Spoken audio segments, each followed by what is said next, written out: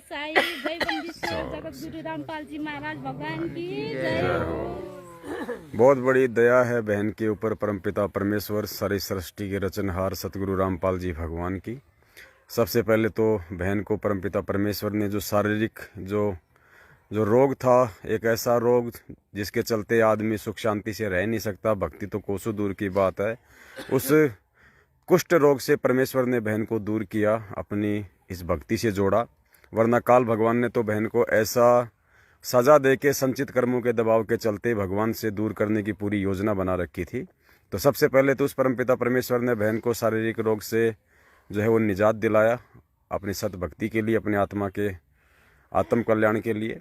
उसके बाद में काल भगवान ने फिर से बहन के ऊपर एक दूसरा डोरा डाला, अपना अज्ञान वाला, और जो भी भक्ति विरुद्ध जो कुकर्म थे, जो कि सतलोक आश्रम मैनेजमेंट हरियाणा नेपाल के द्वारा वहाँ के भगत भाई बहनों से पिछले 7 वर्षों से करवाए जा रहे हैं, उनके कर्म फुड़वाए जा रहे हैं, परमेश्वर के वचन को वहाँ पे तोड़वाया जा रहा है, ताकि इस परमेश्वर से जुड़ने के बाद भी उन मर्यादाओं के टूट जाने के चलते और परमेश्वर के अटल विधान के चलते उन आत्माओं को कोई लाभ ना हो, और धीरे धीरे वो आत्माएं इस परमेश्वर में और इस भक्ति में दोष देखना बंद कर दें,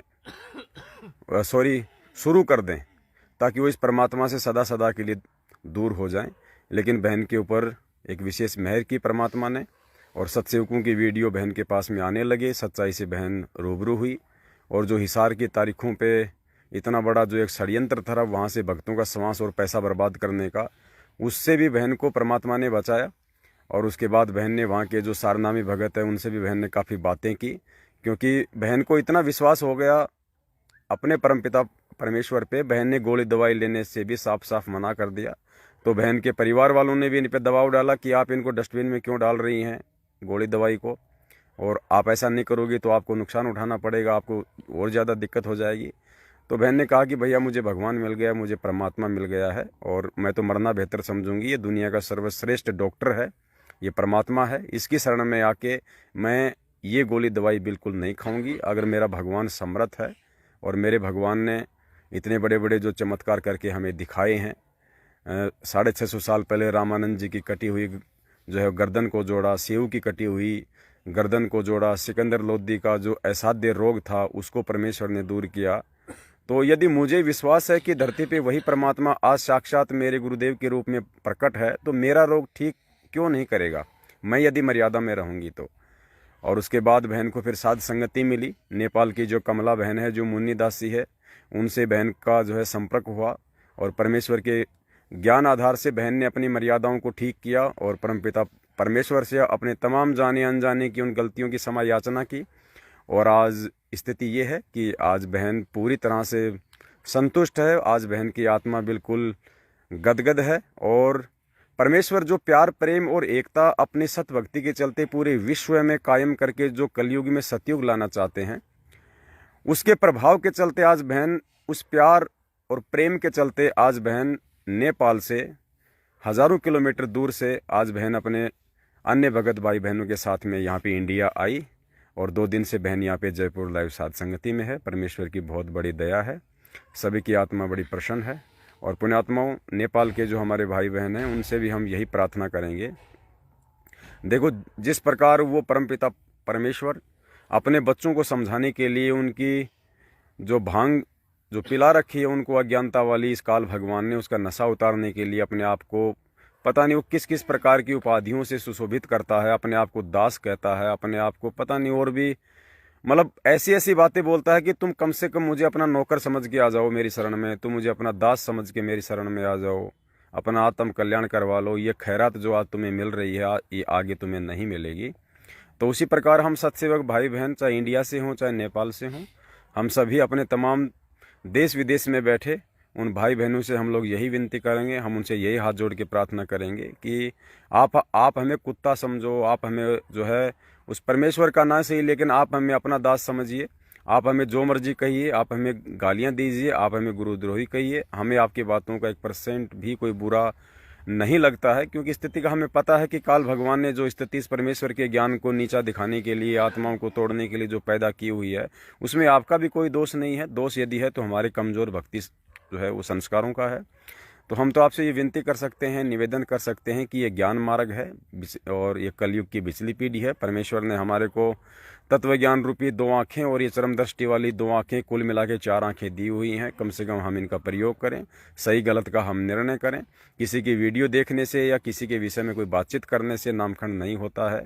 यदि इसी प्रकार से नामखंड होता है तो फिर समझ लीजिए परमपिता परमेश्वर सतगुरु रामपाल जी भगवान ने सत्य का निवेरा करवाने के लिए फिर तो नकली संतों महंतों की वीडियो, ऑडियो, उनकी पुस्तकें दिखा के सबसे पहले पूरी संगत का नामखंड कर दिया है। तो पुण्यात्माओं, आप इस भ्रमणा से बाहर निकलो। कहे कबीर सोई जन मेरा, जो नीर खीर का करे निवेरा। परमेश्वर ने अपना विधान बता दिया है, संविधान बता दिया है। चलना आप और हमको स्वयं पड़ेगा, सही गलत का निर्णय हमको स्वयं करना पड़ेगा। ये हमारी परीक्षा का समय है। आज टीचर हमारा कुछ भी सहयोग नहीं करेगा।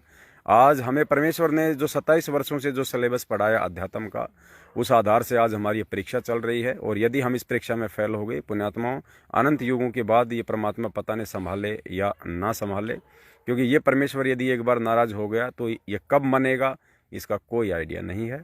तो नेपाल के भाई बहन थोड़ा सा विचार करें। और जो कमला बहन है, मुन्नी दासी है, और हमारी बहन जो आज जयपुर में आई हुई है, आप इनसे संपर्क करें और जो भी आपको शंका है आप उनको दूर करें और परमेश्वर के ज्ञान आधार से आपके हर शंकाओं का समाधान किया जाएगा। आपको सच्चाई से रूबरू करवाया जाएगा। देखिए, हमें चाहिए परमात्मा, हमें चाहिए भगवान, और भगवान मिलेगा सत्य को धारण करके, सत्य मार्ग पे चलने से। ना हमें परमपिता परमेश्वर सतगुरु रामपाल जी भगवान का जो कलयुगी परिवार है, उनके बेटा बेटी, भाई बंधु, रिश्तेदार, जवाई हैं, आपका जो कोऑर्डिनेटर है, नामदान संचालक हैं, वो हमें पार नहीं करेंगे। ना हमें कोई पवनदास को राहत दे सकता है, ना हम एक दूसरे को कोई राहत दे सकते हैं, ना हम अपनी भक्ति किसी को दे सकते हैं, ना कोई किसी को वो कर सकता है। लेकिन एक मौका है कि जो परमेश्वर ने साध संगति के माध्यम से हमारे को दृढ़ होने के लिए, हमारे को आत्मिक रूप से मजबूत होने का जो एक सौभाग्य प्रदान किया है, उसका हम भरपूर लाभ उठाएं।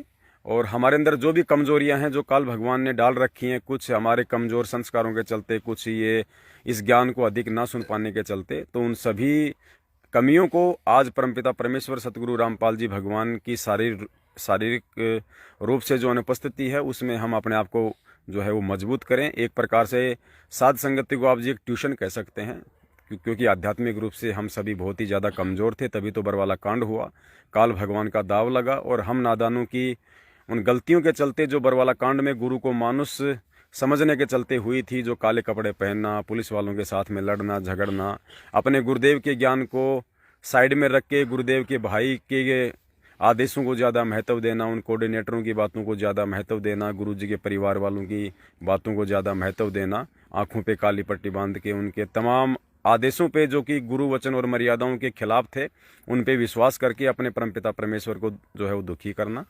तो आज हम अपने उन तमाम गलतियों का हम सुधार करें, यदि हमें मालूम हो गया है तो, और अपने परमपिता परमेश्वर को वापस ज्ञान आधार को अपना के साध संगतियों से जुड़ के हम उनको जो है खुश करें, ताकि वो मालिक हम पे वापस वही रजा बख्शे और अपने बच्चों को शारीरिक रूप से दर्शन दे, और परमेश्वर साक्षात जो है वो सत्संग और आशीर्वाद का लाभ हमारे को पुण्य दे, जिस लाभ से हम पिछले 7 वर्षों से वंचित हैं और हम एक बहुत ही बड़ी पीड़ा का अनुभव कर रहे हैं।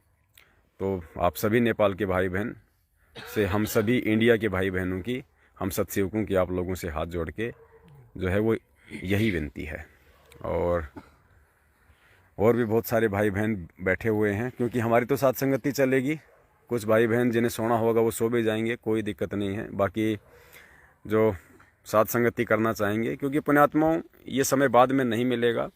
बाद में तो केवल हमारे को परिणाम मिलेगा कि बेटा तू फेल तू पास, तू फेल तू पास। आज मौका है एग्ज़ाम देने के लिए। आज हमारे को ये पासबुक मिली हुई है साध संगति की। आज हम इसको जी भर के हम इसको पढ़ लें, अच्छे से हम इसका अध्ययन कर लें। ये हमारे ही काम आने वाली है, दूसरों के काम नहीं आने वाली है।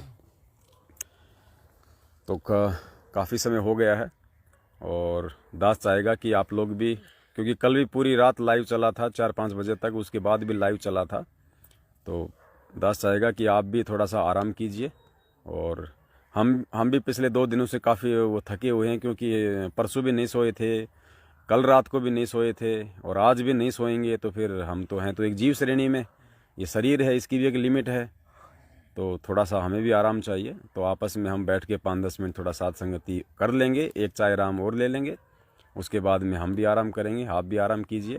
और आगामी समय में कहाँ कहाँ साथ संगतियाँ हैं, आप जी संपर्क में रहें। फेसबुक पे हमारा जो पेज है शंका समाधान विद पवन दास, आप उसको फॉलो करें। हम लोग लाइव आते हैं, आप लाइव सेशन को अटेंड कीजिए, ज्ञान आधार से अपने आप को मजबूत कीजिए। और फेसबुक पे भी हमारा चैनल है शंका समाधान विद पवन दास, उसको भी आप जी जो है वो सब्सक्राइब कीजिए। और ज़्यादा से ज़्यादा इस साध संगति के माध्यम से परमात्मा भगत समाज को जो जागरूक करना चाहते हैं, इन वीडियोज़ को आप जी शेयर कीजिए, क्योंकि पुण्यात्मा देश और दुनिया को जगाने का काम संत रामपाल जी भगवान के हाथ में है। हमारी सेवा केवल हमारे भटके हुए भाई बहनों को वापस मुख्य धारा में लाने की है, जिसके लिए हमने कमर तोड़ मेहनत करनी है, क्योंकि हमने अपने गुरुदेव की अनुपस्थिति में अपना शिष्य धर्म निभाना है।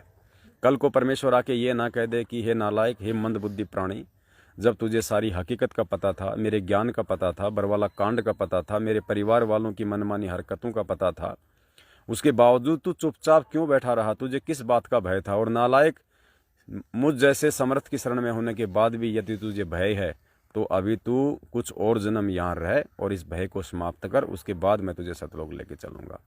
तो पुण्यात्माओं, हम वो मौका नहीं देना चाहते हैं परमपिता परमेश्वर जी को, हम वो समय नहीं आने देना चाहते हैं कि जब कल को पूज्य गुरुदेव जी हिसार जेल से बाहर आएँ तो हमें एक शर्मिंदगी महसूस करते हुए कि उनकी अनुपस्थिति में सारी सच्चाई से परिचित होने के बाद भी हम हाथों में चूड़ियाँ पहन के बैठे रहे, वो गर्दन हमारी नीची ना हो उस समय। इसके लिए हम लोग सतगुरु वचन पे चलते हुए हम स्वयं भी पूरी सावधानियां बरत रहे हैं और अपने भाई बहनों को भी काल जाल की जो सूक्ष्म चाल हैं जो इस काल भगवान की, जिसको हमारे वो नादान भाई बहन नहीं समझ पा रहे हैं और जिसके चलते वो बार बार गलतियां करके अपनी मर्यादाएं खंडित कर रहे हैं और नित्य निरंतर वो अपने परमपिता परमेश्वर सतगुरु रामपाल जी भगवान के चरण कमलों से दूर होते जा रहे हैं।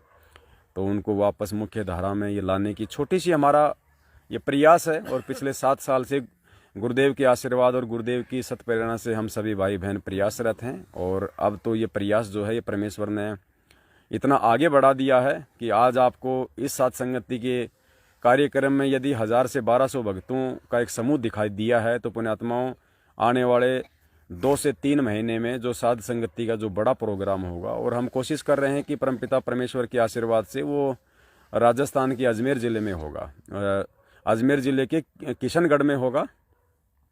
वहाँ पे आगामी जो आएगा जो फेस्टिवल है इस काल का होली पे 2 दिन का वहाँ पे महाप्रोग्राम होगा, जिसमें देश विदेश के भाई बहन जैसे आज जयपुर में आए हैं वैसे ही वहाँ पे आएंगे। जयपुर समागम से पहले हम आपको मतलब सूचित नहीं कर पाए थे और ये हमें खेद रहेगा हमें इस बात का, और हम गुरुदेव से समय याचना मांगते हैं कि परमेश्वर समय थोड़ा कम था जिसके चलते हम आपके बच्चों की अच्छी तरीके से सेवा नहीं कर पाए, उसके लिए परमात्मा आप हमें जो है माफ़ कीजिए और मालिक आप हमें आगे के लिए जो है वो सद्बुद्धि बख्शें। और होली का जो प्रोग्राम होगा वो पहले से ही एक अच्छी जगह पे बुक किया जाएगा जहाँ पे सारी सुविधा होंगी, लैट्रिन बाथरूम से लेके या और जो भाई बहन जो आएंगे उनको ज़्यादा जो है वो डिस्टेंस पार ना करनी पड़े। एक ऐसा मतलब पॉइंट होगा जहाँ से उनको ज़्यादा भ्रमने और भटकने की आवश्यकता नहीं होगी। लाने ले जाने के लिए भी जो है सारी उनको हम सुविधा प्रोवाइड करवाएंगे, ताकि परमेश्वर की आत्माओं को रति भर भी कोई कष्ट ना हो कोई किसी प्रकार का। क्योंकि इस धरती पे वर्तमान में सत्सेवकों के रूप में जिन पुण्यात्माओं की छटनी हो रही है, जो साध संगति से जो जुड़ रही हैं, ये हैं वो परमेश्वर की विशेष पुण्य आत्माएं, जिनके लिए परमात्मा बार बार इस शब्द का जिक्र करते हैं। वरना पुण्यात्मा शब्द तो उसमें परमेश्वर ने कमाल के लिए भी यूज किया होगा जब उसको प्रथम बार अपने शरण में लिया होगा कि ये कितनी अच्छी पुण्यात्मा है जो काल जाल से निकल के मेरी शरण में आई है, और वो पुण्यात्मा आगे चल के गुरुद्रोही बन जाती है। तो पुण्यात्मा तो परमेश्वर कहेगा, लेकिन वास्तव में असल में वो पुण्यात्माएं कौन है ये तो ज्ञान आधार से आज आपको स्वयं ही फैसला लेना पड़ेगा। और ऐसी पुण्यात्माओं की सेवा भाव में यदि हम नीचों से कोई त्रुटि हो जाएगी तो वो आत्मा दुखी होगी, तो हमारा भगवान दुखी होगा, हमारा परमात्मा दुखी होगा। क्योंकि हमारा यहाँ पे कुछ भी नहीं है, जो भी दिया हुआ है परमपिता परमेश्वर जी का है, और वो उन्हीं के चरण कमलों में और उन्हीं की जो पुण्यात्माएं इनकी सेवाओं में समर्पित है। हमारा कुछ नहीं है, ना लाए थे ना लेके जाएंगे। यहाँ हम एक दूसरे भाई बहनों के माध्यम से जो साथ संगतियाँ कर रहे हैं, धर्म भंडारे कर रहे हैं, गुरुदेव ने बताया कि बेटा ये दूध देने वाली गाय है, जितना तुम इनकी सेवा करोगे तो हमें उसका कई गुना देगा भगवान। तो हम इस मौके को नहीं चूकेंगे, क्योंकि परमेश्वर ने हमारे को सच्चाई से परिचित करवा दिया है। और हम निवेदन करेंगे कि आप भगत भाई बहन भी समय रहते अपनी आंखें खोलें, वरना पुण्यात्माओं ये वही भगवान है जिसने त्रेता युग में हिरणाकुश की छाती फाड़ दी थी, और आज ये मतलब चींटी तक को सताने के लिए भी मतलब मना करता है। तो ये देश काल और परिस्थितियों की बात है, आप इस मौके को समझें। हमेशा आपको परमात्मा संत रूप में नहीं मिलेगा, क्या पता कहीं किसी युग में आपके किसी कुकर्म के चलते हिरणाकुश जैसी आत्मा के रूप में जन्म हो जाए और भगवान को फिर नरसिंह रूप धारण करके आपका सीना फाड़ना पड़े। तो आज मौका है, आज अपने मालिक के चरण कमलों से लगे रहो, उनसे लिपटे रहो। और परमात्मा कहते हैं कि शरण पड़े को गुरु संभाले, जान के बालक भोला रहे, कहे कबीर तुम चरण चित्रा को ज्यों सुई में डोरा रहे। तो ये सुई और जो ये धागे का जो प्यार है, जो गुरु और उस शिष्य का जो ये प्रेम है, ये कभी ना टूटे। और ज्ञान आधार रूपी डोर से हम सदा हम उनके चरण कमलों से लगे रहें। हमारी परमपिता परमेश्वर से बस यही एक इच्छा है, यही एक अंतिम एक कामना है। और मालिक हम सब पे इसी तरह से साध संगतियों की और धर्म भंडारों की रजा बख्शे रखें।